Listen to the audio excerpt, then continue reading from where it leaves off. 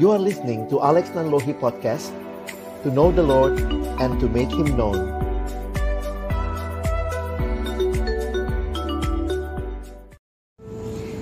Kami datang dalam ucapan syukur hari ini, karena sungguh Tuhan Engkau baik, dan Engkau menyatakan kebaikan-Mu di dalam hidup kami. Kembali sore hari ini Tuhan beri kesempatan kami bersama-sama boleh memuji-muji nama-Mu. Dan tiba waktunya bagi kami juga untuk membuka firman-Mu ya Tuhan. Kami mohon ketika kami membuka firman-Mu, bukalah juga hati kami. Jadikanlah hati kami seperti tanah yang baik, supaya ketika benih firman Tuhan ditaburkan, boleh sungguh-sungguh berakar, bertumbuh, dan juga berbuah nyata di dalam hidup kami. Berkati baik hamba-Mu yang menyampaikan firman, setiap kami yang mendengarkan firman.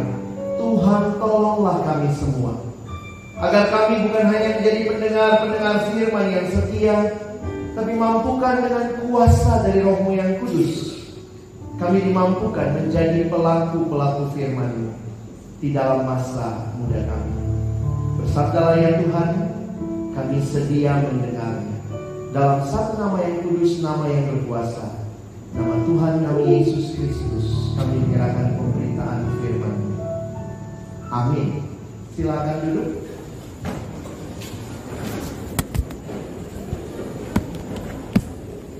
Shalom. Selamat sore Bapak Ibu Guru dan juga adik-adik yang saya kasihi dalam Tuhan Yesus Kristus. Selamat sore. Bersyukur boleh ketemu lagi dengan Bapak Ibu Guru. Dan juga ini mungkin kali pertama dengan banyak dari adik-adik. Kita akan membahas satu tema yang menarik sore hari ini. He or she did it. Jadi kita akan melihat bagaimana kalau kemarin kalian sudah belajar tentang Allah yang menciptakan manusia yang begitu berharga. Hari ini, sore ini Kak Alex akan meneruskan untuk kita memahami lebih jauh tema ini. Nah, saya mau review sedikit, karena itu nanti ada beberapa ayat yang kita akan buka sama-sama ya. Coba teman-teman kita mulai dengan melihat.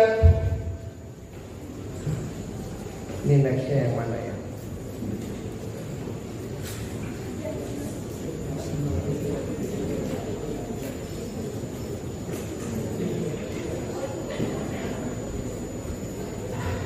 Ya, kita lihat sama-sama Kejadian pasal 1. Kalau kalian bawa Alkitab, mari buka Kejadian pasal 1. Kita akan baca ayat yang ke-27. Kejadian pasal 1 ayatnya yang ke-27. Yuk, kalau sudah ketemu kita baca sama-sama. 1, 2, iya. Maka Allah menciptakan manusia itu menurut gambarnya. Menurut gambar Allah diciptakannya dia, laki-laki dan perempuan diciptakannya mereka. Perhatikan baik-baik, Allah yang menciptakan manusia dan Allah juga yang menjadikan manusia itu. Dia katakan manusia itu adalah gambarnya, rupanya. Kalau kita lihat bahasa Inggris menggunakan istilah ini ya. So God created man in His own image. In the image of God He created him, male and female. Jadi kalau ditanya apa yang membuat manusia menjadi begitu spesial, jawabannya kalau kita lihat ayat tadi, Kak Alex ingin kita mengerti ayat ini dengan baik. Kita berharga karena kita diciptakan di dalam gambarnya Allah. Apa maksudnya manusia diciptakan sebagai gambar Allah? Coba teman-teman biasanya di kelas, selain burung Garuda Pancasila itu, ada siapa berdua depan kelas? Presiden sama wakil presiden. Satu waktu Kak Alex datang ke satu sekolah, lalu saya tanya sama anak-anaknya, mana presiden presiden kita. Terus semua pada nunjuk itu gitu ya.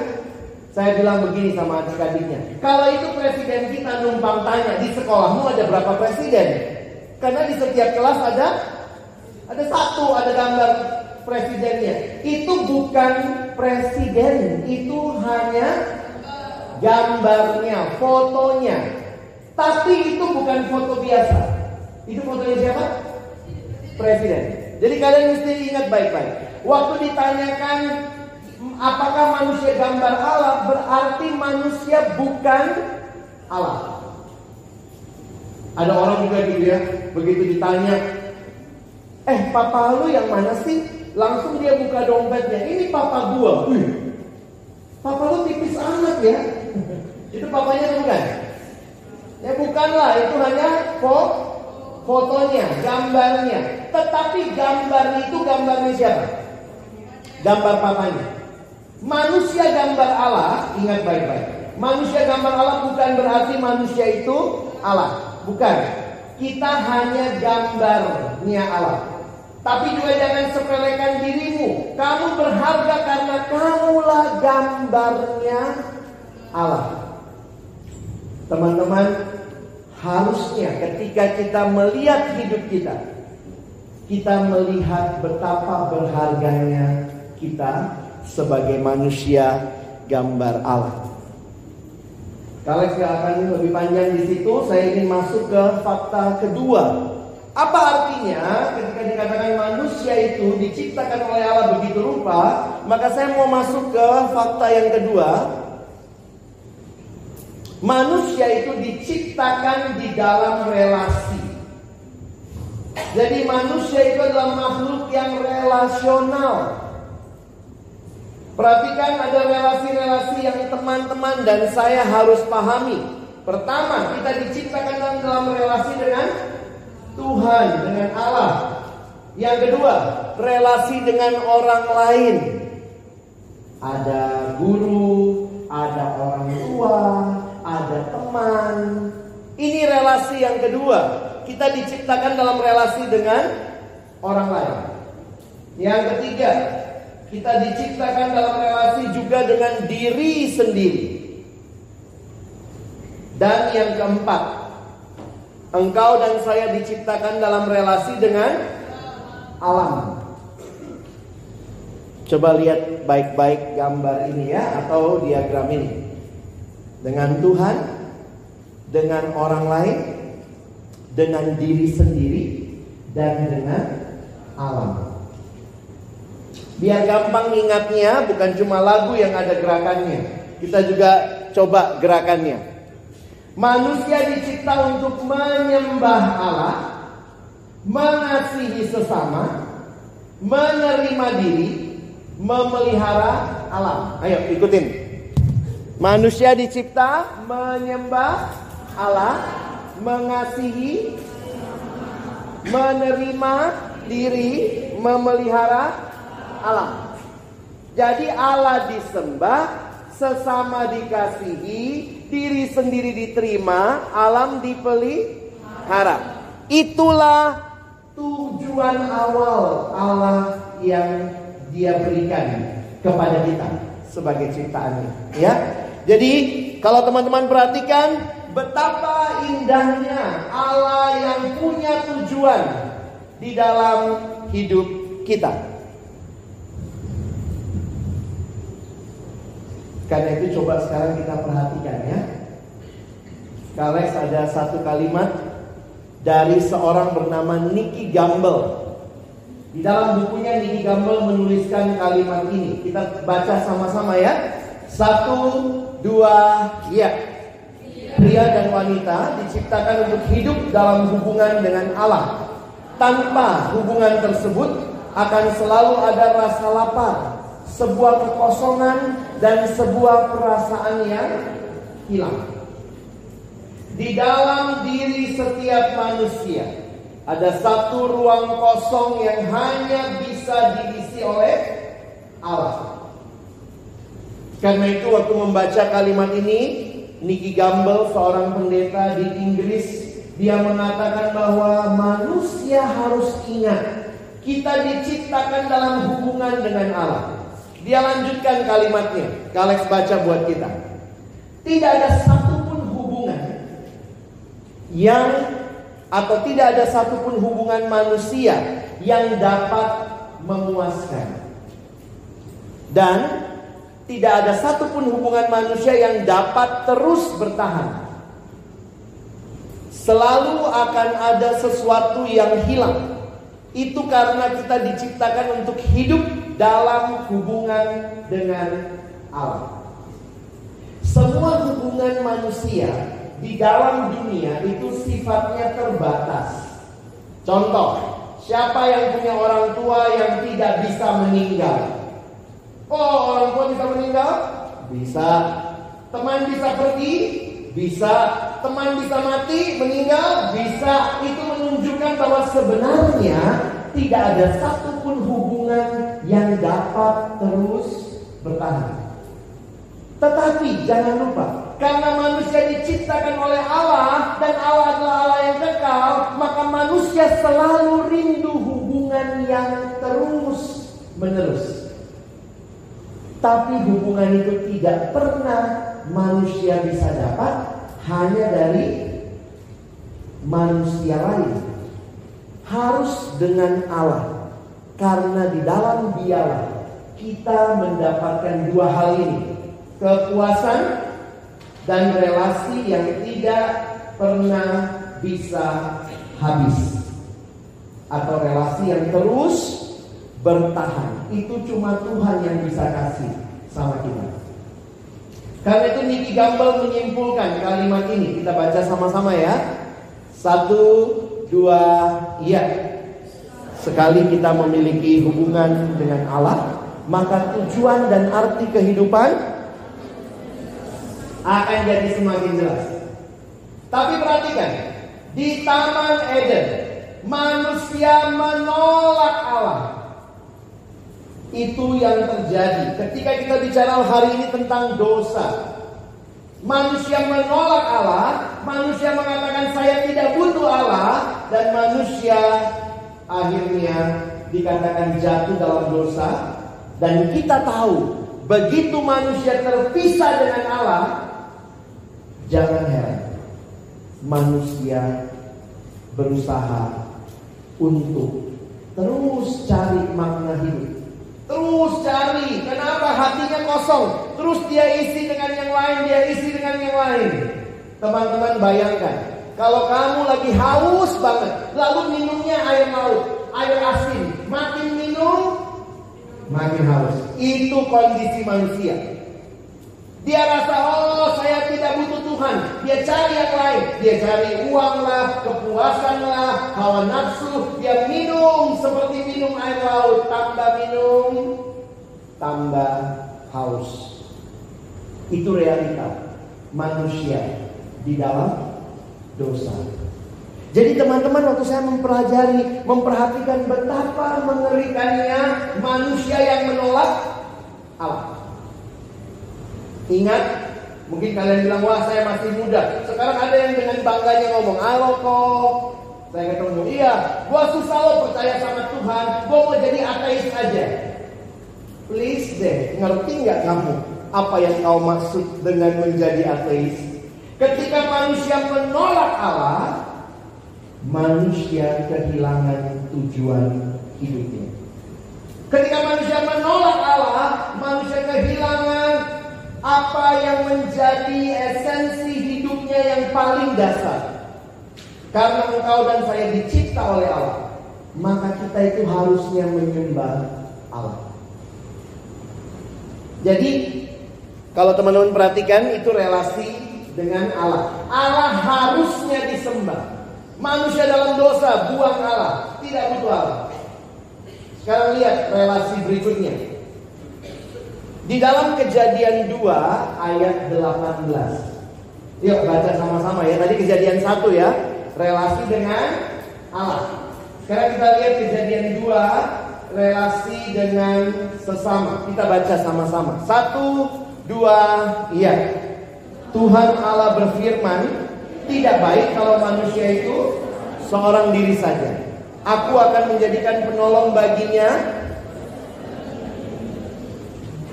Ini pertama kali di Alkitab kita muncul kata tidak baik. Masih ingat kalau kalian baca Kejadian 1, Tuhan ciptakan hari pertama baik, hari kedua baik, sampai akhirnya dikatakan sungguh amat baik. Tiba-tiba Kejadian 2 langsung mencatat tidak baik kalau manusia itu seorang diri saja. Adik-adikku yang saya kasihi dalam Tuhan, manusia adalah makhluk sosial. Itu bukan teori sosiologi belaka. Manusia makhluk sosial itu desainnya Allah pencipta. Jadi ayat ini, banyak yang pakai ayat ini buat pacar-pacaran. Aduh kok saya udah tidak sendiri, karena kata Tuhan tidak baik manusia itu seorang diri. Ya ampun, masih SMP pacaran. Ayat ini bicara tentang kemanusiaan yang paling dasar. Manusia butuh manusia lain. Ada nggak bayi baru lahir bisa beli susu sendiri? Wah, kalau ada bayi kayak begitu, saya pikir yang jual susu juga lari gitu ya. Kita selalu butuh manusia lainnya. Karena itu ingat lagi tadi, Kaleb bilang apa? Allah harusnya disembah, sesama dikasihi. Ayat ini menjelaskan kepada kita, Allah menghendaki manusia untuk saling mengasihi. Coba baca kalimat dari pendeta John Stott berikut ini. John Stott mengatakan kalimat yang menarik. Kita baca ya, 1-2 ya. Sebagaimana ikan dibuat untuk air, umat manusia dibuat untuk kasih, untuk mengasihi Allah dan mengasihi sesama. Jangan lupa, teman-teman dan saya dicipta untuk mengasihi Allah dan mengasihi sesama. Tapi perhatikan, ketika manusia jatuh dalam dosa, apa sih artinya dosa? Kalian mau jelaskan dengan ilustrasi ini. Ada banyak kata yang dipakai untuk dosa di dalam Alkitab kita. Salah satunya dipakai kata dalam bahasa Yunani hamartia. Apa maksudnya hamartia? Perhatikan teman-teman ya. Kalau ada orang memanah, maka yang harusnya dipanah itu yang mana? Harusnya sasarannya kena yang tengah. Tapi begitu nggak kena yang tengah, itu namanya hamartia. Meleset dari sasaran. Lihat nih, meleset nih. Waktu anak panah dilepaskan, bukannya kena yang tengah, malah meleset. Itu yang Alkitab istilahkan dengan hamartia. Dosa itu tidak tepat sasaran, tidak kena sasaran. Coba kalian kasih contoh begini. Saya pegang apa nih? Mic. Gunanya apa? Mengeraskan suara. Tahu dari mana? Oh ya itu. Biasanya nih, adik-adik, kalau kita beli benda elektronik disertai sama buku panduan. Siapa yang ngeluarin buku panduannya? Manusianya siapa? Siapa yang bikin buku panduan? Kalau kamu beli benda elektronik, maka ada buku panduan. Siapa yang keluarin? Pabriknya yang bikin keluarin buku manual supaya ketahuan apa gunanya. Jadi mic ini harus digunakan sesuai buku panduannya. Itu baru pas. Coba misalnya, kalau kalian orang kampung nih ya, nggak pernah pergi, nggak pernah ke kota, lalu tiba-tiba kamu lihat, wih apa itu? Oh, ini buat gatel.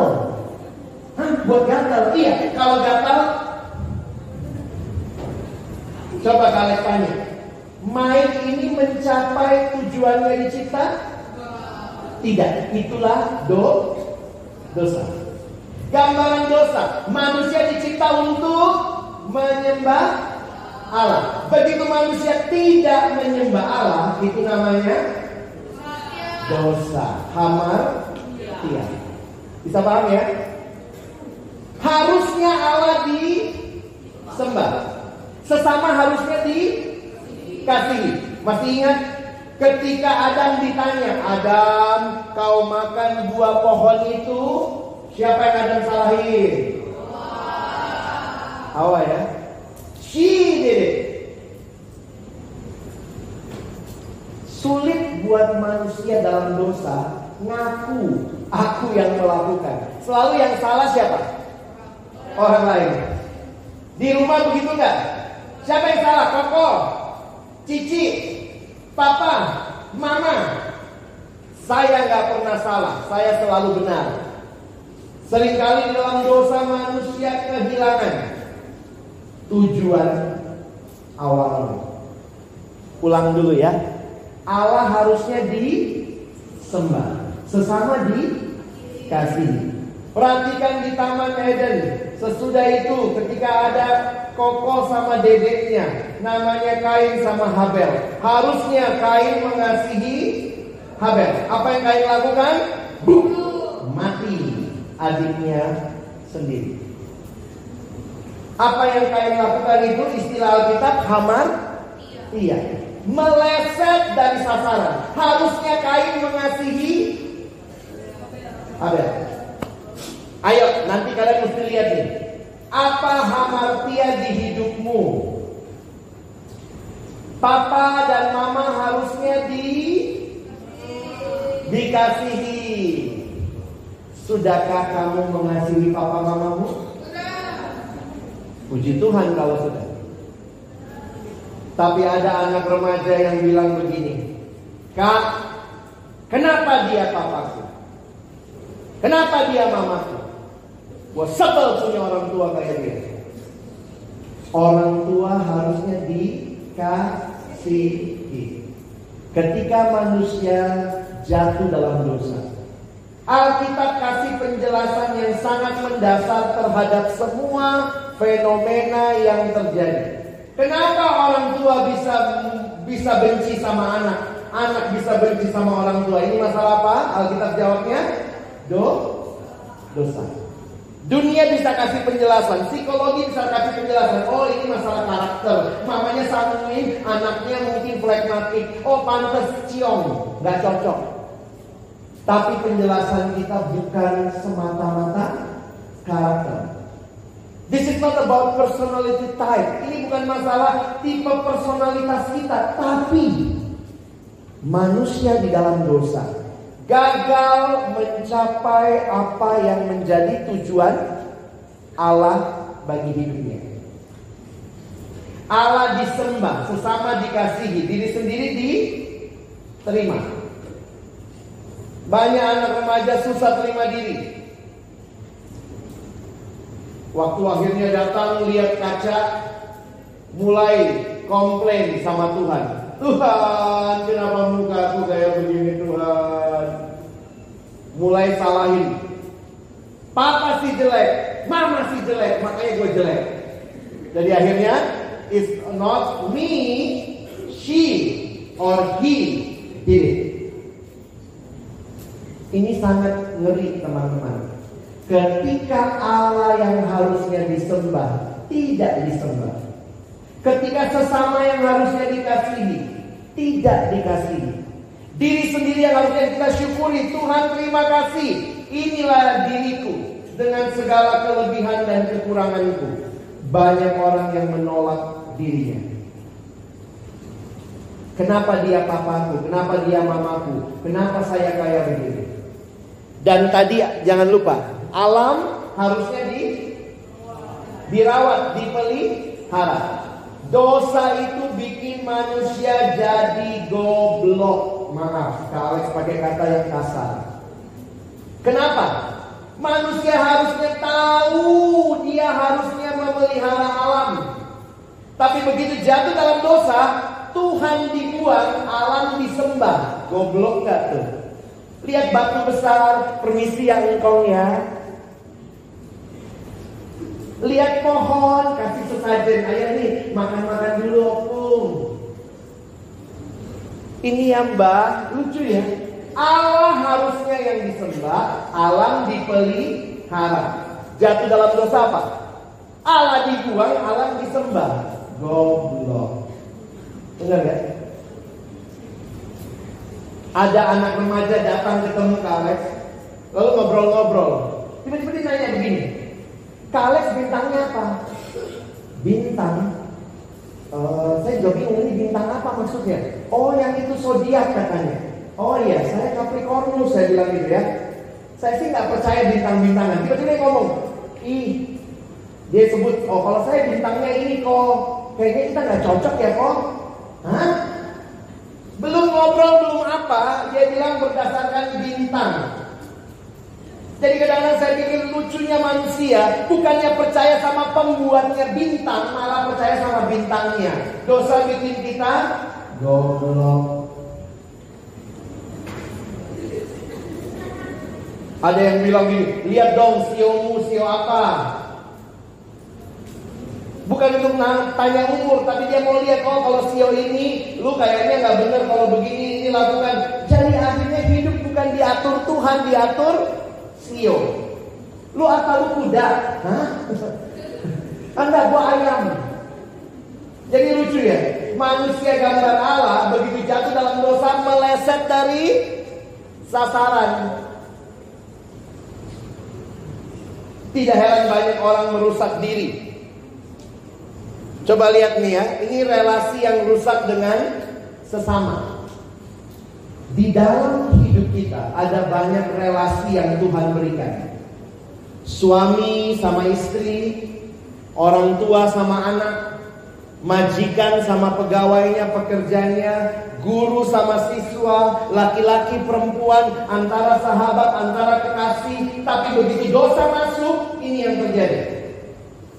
Saling menyalahkan, saling mengeksploitasi, bahkan saling membunuh. Adik-adikku, hari ini Kales ingin ingatkan kamu, Tuhan punya rencana yang indah buat dirimu. Tapi tanya lagi, apakah engkau sudah meleset dari sasaran yang seharusnya kamu tuju? Gampang ingatnya. Sekali lagi ya, Allah disembah, sesama dikasihi, diri sendiri diterima, alam dipelihara. Kalau begitu, nanti kalau Alex tanya, kita ada waktu nanti isi kartu dosa. Apa sih hamartia yang terjadi di hidupku? Apa sih yang masih aku nikmati nih? Apakah kau menyembah Allah? Atau kau sembah yang bukan Allah? Kau sembah bintang-bintang, zodiak, sio-sio. Kau tidak percaya sungguh-sungguh kepada Allah. Kau meleset dari sasaran. Harusnya engkau mengasihi sesama, mengasihi bapak ibu guru, mengasihi orang tuamu, mengasihi kakak adikmu. Pertanyaannya, bagaimana hidupmu? Kamu sedang mengasihi mereka?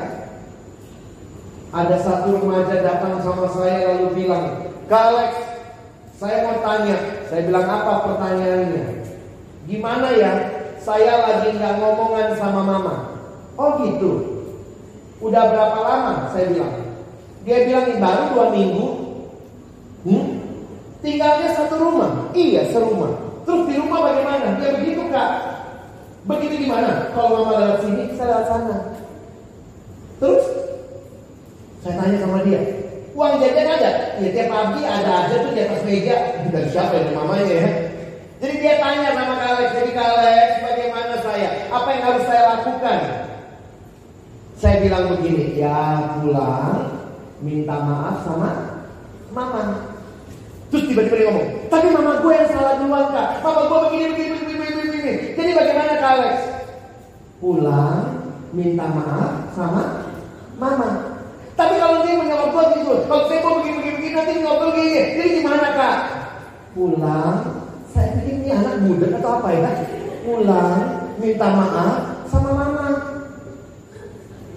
Tiba-tiba yang terakhir dia bilang, tapi susah kak, mama gue cerewet.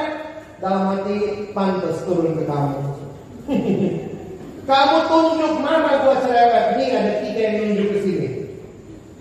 Disitulah saya jadi ngerti betapa manusia meleset dari sasaran dan selalu tidak mau mengakui salahnya. Selalu salah siapa? She did it. My mom did it. My father did it. Koko did it. Dede did it. I am always right. Itulah manusia di dalam dosa. Teman-teman ingat lagi, Tuhan mengasihimu. Kamu dan saya gambar dan rupa Allah. Jangan hidup mempermalukan Tuhan. Hiduplah mempermuliakan Tuhan. Alkitab kasih beberapa lembar evaluasi yang bisa kita lihat.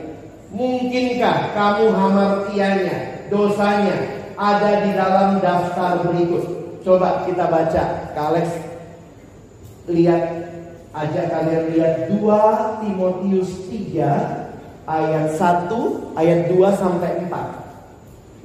Kadang-kadang Kak Alex kasih daftar ini, saya bilang tolong yang siswa lihat mana yang masih kamu lakukan. Kan bukan begitu tujuan Tuhan buat hidup. Pertama, mencintai diri sendiri. Mencintai uang, menjadi hamba uang. Membual, tukang bohong. Menyombongkan diri. Ada enggak yang masih suka sombong? Tuhan menciptakan kamu supaya kamu rendah hati. Menjadi pemfitnah. Beberapa kali Kak Alex kasih daftar ini, ada yang bilang, saya nggak begini kak, saya nggak begini, saya nggak begini. Tapi sampai di yang ini, akan berontak terhadap orang tua. Ayo, siapa yang susah taat sama orang tua? Alkitab mencatat, itu hamartia. Tentu ada orang tua juga yang sudah hamartia kan? Sehingga banyak orang tua yang menyakiti hati anak-anaknya. Saya ketemu satu anak remaja sangat pahit. Dia katakan, saya benci sama papa saya. Satu lagi datang, saya benci sama mama saya. Karena dia merasakan harusnya orang-orang itu mengasihi dia, tapi mereka justru tidak mengasihi. Jadi kalau kita lihat ya, apalagi hamartia yang terjadi, tidak tahu berterima kasih. Masuk loh daftarnya. Kira-kira Tuhan ciptakan kamu untuk jadi makhluk yang tahu terima kasih apa nggak tahu? Pasti tahu terima kasih. Kapan terakhir bilang terima kasih? Wah, banyak manusia merasa I deserve it. Saya layak dapat itu. Ngapain bilang thank you? Karena orang yang mau belajar bilang thank you, itu orang yang sadar, actually I am not deserve. Saya tidak layak sebenarnya. Tidak mempedulikan agama. Kebaktian tidur, ngobrol, susah diatur. Tuhan mau seperti itu? Saya pikir tidak. Makanya kalau harus lagi Bapak Ibu guru yang jalan keliling ingetin, ayo, saya pikir bersyukur ya. Ada Bapak Ibu guru yang ingatkan. Tapi hati-hati. Ini dikatakan ya, banyak yang tidak mempedulikan agama, tidak tahu mengasihi, tidak mau berdamai, jadi senangnya berantem. Tuhan mau kita berantem? Apa hamartia? Oh, saya mau kamu mati. Jadi akhirnya manusia bukannya berdamai, justru maunya saya basmi kamu. Ngeri. Suka menjelekkan orang. Jangan pikir bullying tidak ada di Alkitab. Nih ayatnya. Kamu yang bilang, nggak apa-apa lah bully dasar gendut. Tapi ingat baik-baik, menghina ciptaan berarti menghina penciptanya. Jangan biasakan mulutmu harusnya dipakai memuji, memuliakan Tuhan, membangun orang lain, menyemangati orang lain. Jadi mulut yang bully teman. Kadang-kadang kita pikir cuma bercanda ya, tapi bagi Alex itu sangat ngeri. Satu sekolah saya datang, lalu kemudian saya ditemukan sama anak kelas 8. Lalu gurunya bilang sama saya, dia bilang, "Kak Alex, lihat gak anak yang menyendiri itu?" Terus saya lihat ada satu anak agak, jadi untuk anak SMP kelas 8 badannya cukup bongsor. Seorang wanita, lalu dia duduk sendiri. Rambutnya memang tidak terlalu dia urus. Jadi akhirnya teman-temannya itu bully dia, jauhin dia. Dan terus gurunya bilang gini, "Kak Alex mau gak ngobrol sama dia?" Saya bilang, "Kenapa, Bu?" Anak itu beberapa kali mau bunuh diri. Takut sekolah. Kenapa? Karena teman-temannya bukannya mendukung dia, tapi membuli dia. Kalau lewat rambutnya yang memang acak-acakan, diacak lagi sama temannya. Kalau lewat sengaja disenggol, didorong. Dan anak ini mungkin tidak bisa membalas sampai dia berpikir bunuh diri. Saya bilang sama anak-anak yang lain waktu saya bawain sesi, kamu bully teman, bisa jadi kamu pembunuh. Karena teman yang kau bully akhirnya mungkin begitu merasa tertekan dan dia bunuh diri. Berarti kau bully orang, kau pembunuh. Hati-hati. Jangan pikir cuma bercanda. Alex ingat retret beberapa tahun yang lalu, bukan di sekolah kalian ya. Lagi antri nih makan pagi. Saya antri sama siswa juga ya. Antri makan pagi. Tiba-tiba ada yang teriak nih, "Woi sapi!" Ih, saya kaget kan, saya lihat kiri kanan, ini kan retret sekolah, gak ada sapi yang ikut. Ternyata di depan Kak Alex, 3 baris di depan, ada seorang anak cowok gendut. Jadi dia yang dipanggil teman-temannya sapi. Tapi nggak tahu dia yang dipanggil sapi, saya yang tersinggung loh. Kalau dia sapi saya apa? Saya hampir sama gemuk sama dia gitu. Tapi waktu Alex pikir, iya ya, betapa gampangnya kita membuli teman. Mungkinkah kamu harus atur mulutmu? Saya tidak mau membuli. Tidak dapat mengekang diri, sulit dikendalikan. Kadang-kadang ada yang begitu ya. Makanya biasanya guru-guru ngomong, ke toilet dulu, baru nanti ikut sesi, supaya waktu sesi nggak jalan-jalan. Tapi aduh nggak bisa, mau toilet lagi gitu. Jadi ini susah mengendalikan diri. Kalian mesti belajar menahan diri. Tidak semua yang kalian mau harus langsung dituruti. Ini generasi instan, pengennya empang, maunya enak dan gampang. Sampai ada yang bilang begini, iya Kak, generasi yang gak mau susah mengekang diri. Maunya belajar pakai prinsip ekonomi, belajar sedikit-sedikitnya, nilai setinggi-tingginya. Bisa gak gitu? Bahkan itu dibawa dalam kerohanian. Kak Alex, gimana caranya bahwa kita gak usah rajin-rajin banget baca Alkitab, tapi kita ngerti isi Alkitab. Gimana cara? Banyak orang cuma mau gampangnya saja. Jadi kalian mesti evaluasi diri ya. Ini juga buat kalian. Jangan sampai kita di generasi yang instan ini maunya semua cepat. Alkitab bilang apa lagi? Tidak garam, tidak suka yang baik, suka mengkhianat. Ada nggak? Jadi sahabat itu belajar setia ya. Itu yang Tuhan mau. Belajar dari teman yang bisa dipercaya. Jangan hari ini teman bilang, jangan cerita siapa-siapa. Besok satu sekolah tahu, IPK sebelah juga tahu. Nah itu berarti kamu gak bisa dipercaya. Mulutnya ember, bukan cuma ember, mungkin samudra gitu ya. Tidak berpikir panjang, berlagak tahu, lebih menuruti hawa nafsu daripada menuruti Allah. Coba kalau kita periksa, kita ada yang mana aja. Kales juga sadar saya belum sempurna. Setiap kali berhadapan dengan firman ini kayak cermin, teman-teman. Ayo, yang mana yang harus kamu tinggalkan? Ada daftar lain di dalam Galatia 5 ayat 19-21. Kales minta kita baca daftar ini sama-sama ya. 1, 2, ya. Perbuatan daging telah nyata, yaitu percabulan, kecemaran, hawa nafsu, penyembahan berhala, sihir, perseteruan, perselisihan, iri hati, amarah, kepentingan diri sendiri, percideraan, roh pemecah, kedengkian, kemabukan, pesta pora.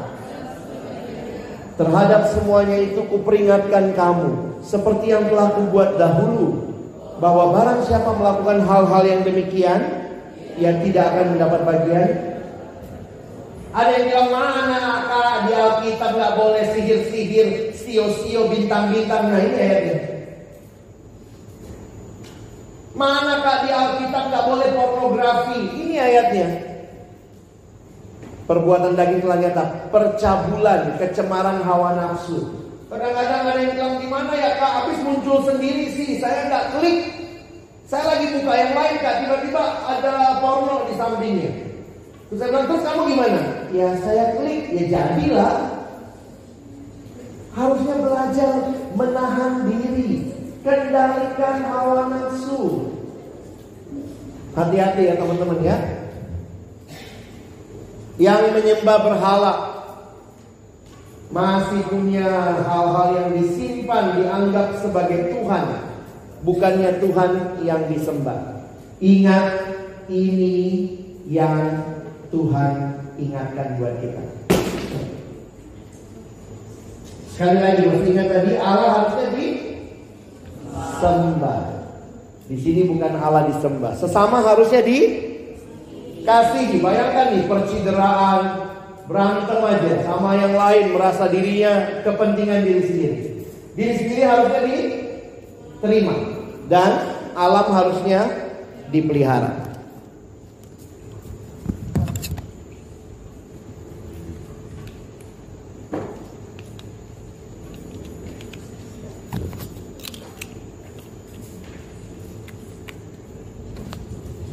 Oke, Kak Alex tutup dengan beberapa slide ini ya.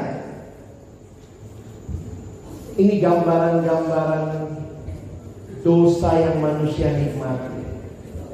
Nggak tahu kamu ada di kuadran berapa nih?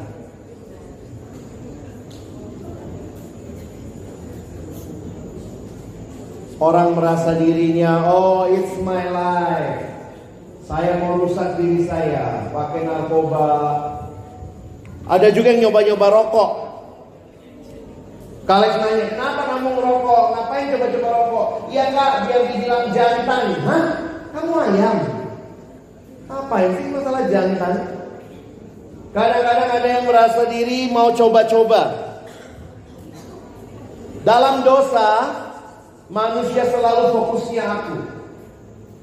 Fokusnya aku, dan aku. Tidak heran, manusia dalam dosa selalu merasa I am everything. How do you spell sin? S-I-N. What is sin? Ada satu definisi dalam bahasa Inggris mengatakan, sin is the I in the center. Akulah yang paling utama. Manusia dalam dosa lupa harusnya siapa yang paling utama? Tuhan. Jadi begitu meleset dari sasaran. Wah, harusnya Allah disembah. Enggak disembah. Dia sembah dirinya. Dia sembah alam. Di dalam dosa manusia berpikir, yang penting aku puas, aku untung, aku aman, akulah segala-galanya. Bukan lagi Allah, bukan lagi sesama.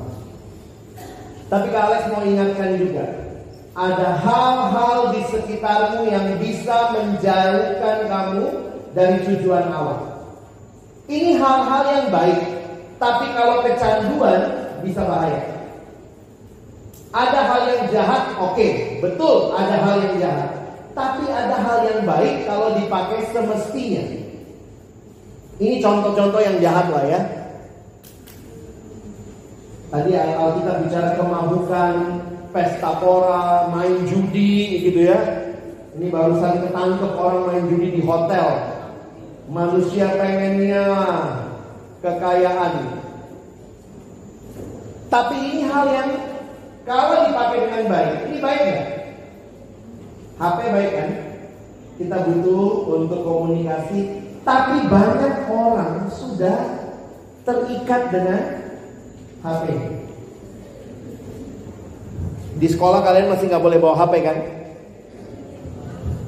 Tapi ya, kalian nggak tahu kalau kamu pulang, ini katanya namanya smartphone. Tetapi banyak orang yang pakai tidak smart. Kadang-kadang saya ganti namanya jadi goblok phone. Dengan HP yang canggih, kamu bisa akses hal yang baik. Tapi dengan HP-HP yang canggih juga banyak orang akses pornografi. Makanya di dalam satu survei dikatakan, hati-hati, gadget dipakai bukan hanya untuk hal yang baik, tapi juga bisa dipakai untuk hal-hal yang tidak baik. Belanja baik gak?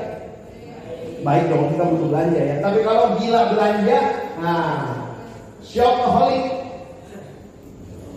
Nah ini juga nih, hati-hati Korean drama. Banyak anak-anak dari SD, SMP udah mulai nonton Korean drama. Saya pikir ada yang bisa kalian tonton, ada yang tidak boleh. Perhatikan batas umurnya. Jangan pikir karena semua orang nonton, saya harus nonton. Jadi akhirnya nonton baik, tapi kalau kecanduan nonton, itu bahaya.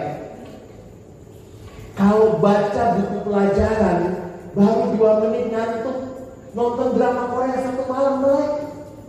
Ada yang salah dong? Apa ini? Ini ya, I'm so tired but I can't stop watching. Opa, oma gitu ya. Sarang semut, sarang tawon. Kalian nggak tahu lah ini siapa gitu. Saya cuma lihat aja gambarnya gitu ya. Wah. Banyak orang nonton drama Korea baperan. Dia yang putus, kita yang baper. Kamu yang baper. Bingung juga saya lihat ya. Nih yang cowok-cowok nih, hati-hati.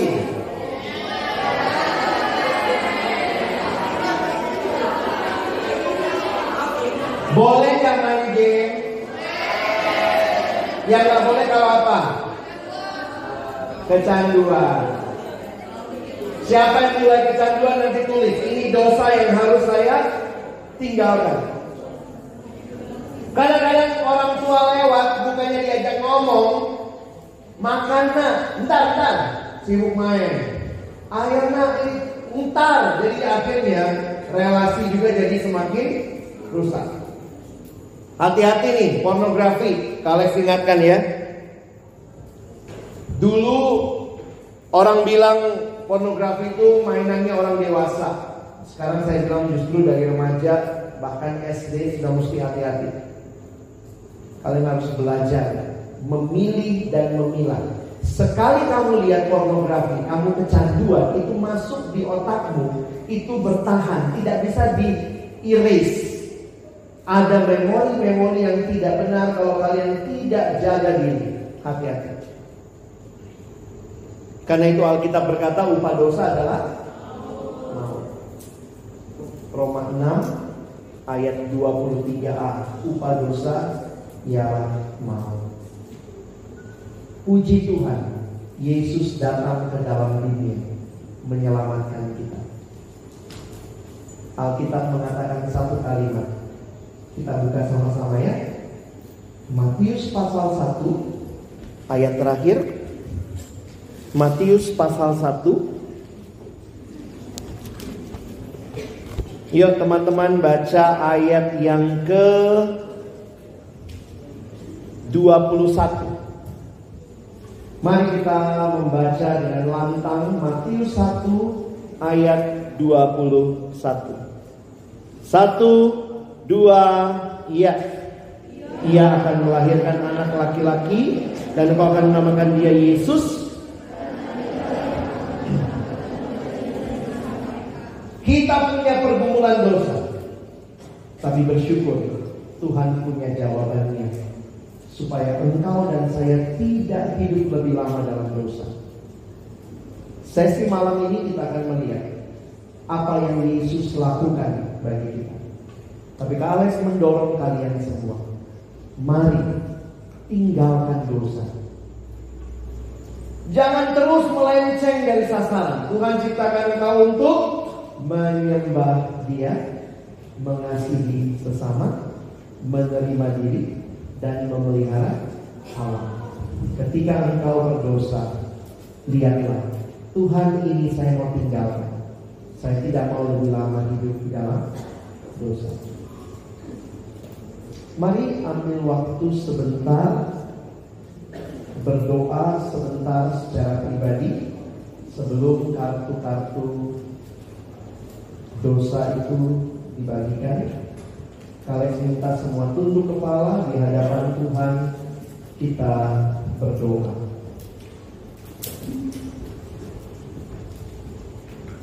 Mari datang mengakui kalau ada hal-hal yang kita tahu tidak sesuai dengan kehendak Tuhan.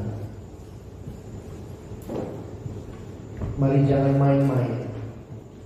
Kau tidak bisa ambil keputusan buat temanmu, tidak usah ganggu kiri kanan. Kau bisa ambil keputusan untuk dirimu sendiri. Ada adik-adikku yang hari ini berkata, Tuhan, kau ciptakan aku mulia, tapi betapa dalamnya aku sudah jatuh dalam dosa. Aku lari dari hadapan-Mu. Aku mendukakanmu. Aku bahkan tidak mengasihi sesama. Aku harusnya mengasihi orang tuaku, tapi mungkin ada kepahitan. Mungkin juga engkau sudah berkhianat kepada teman. Hari ini Tuhan bertanya, adakah dosa-dosa yang mau kau tinggalkan? Mari jawab di hadapan Tuhan.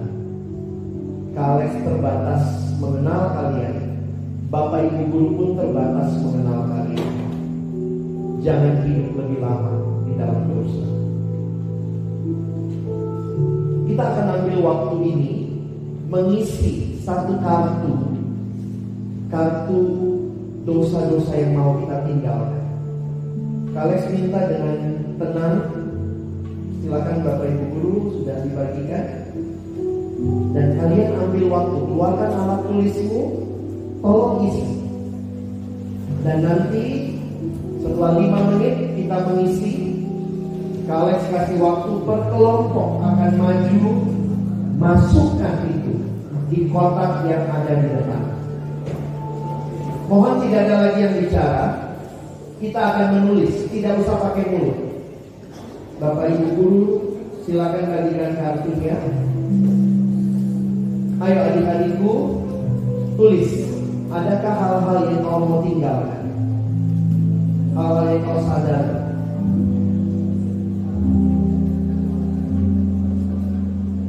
Kartu ini tidak akan dibaca oleh siapapun. Silakan tulis dengan jujur.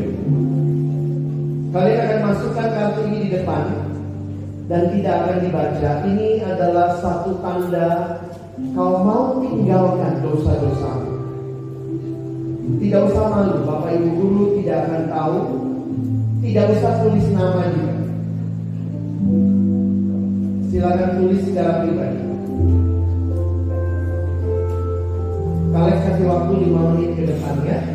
Semua tenang. Semua bisa dengan hikmat mengisi.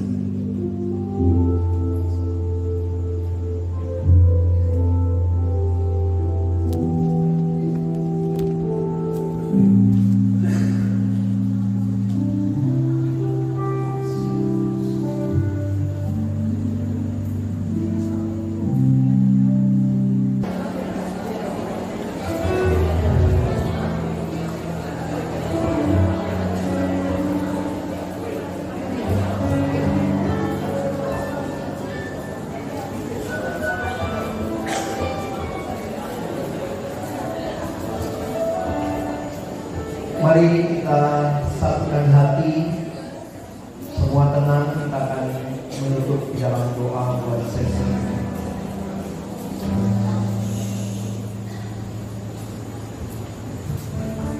Bapa di dalam surga, Engkau yang mengenal setiap kami.